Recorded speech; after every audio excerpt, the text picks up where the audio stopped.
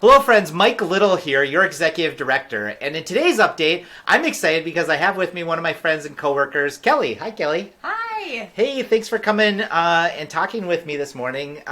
Really, I invited Kelly to come walk us through an exciting new presentation about a brand refresh for the Dental Foundation. And before we get started, though, I just want to say Kelly is a delight to work with. I've really appreciated having her in the office here, and she's our graphic designer and works with really developing all of the graphic assets for DMF and for Giving Heart Stay, and so you've been.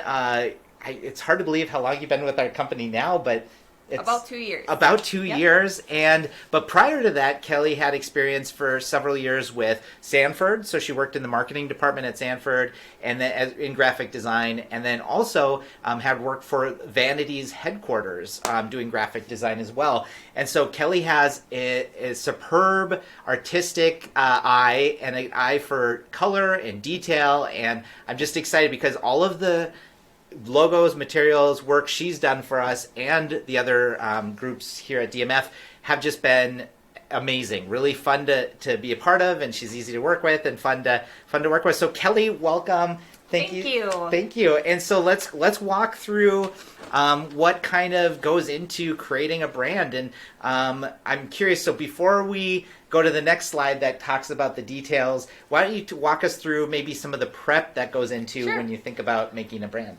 So I have like a questionnaire to fill out what kind of logo we're looking for. There's a variant of questions. You like simple, bold, more geometric, more flowy, all sorts of things to go in there to see where you're at with the logo design. And then I start doing research on like competitors, even some things that don't involve dental stuff, but just to kind of see what works and what doesn't work and try to get a feel from you if we're on the right path or not.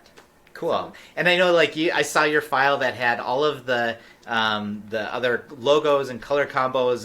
You do a lot of research that goes behind this. And a really awesome questionnaire that said, do you want to be playful? Do you want to be more professional? You know, kind of a scale, too. So you really go into kind of a depth on what's the feel you want to get when you have a brand. So should we unveil it? Yes. Let's see if there, that worked. Okay, so walk us through, what is this page? What are we looking at? You're looking at all the variations of the logo. You have the color palette up on the top there. We decided to go with something more professional and went with a dark navy blue. It just has such a long longevity with that color. There's so many ways that you can, work with it. You can make it bold. You can tame it down. So there's lots of information or lots of ways that you can utilize it. And the other colors are more complementary, where we wanted to kind of have some fun playfulness with the kids without cavities, 1 billion brushes, all the different things to just have those fun playful colors in there as well.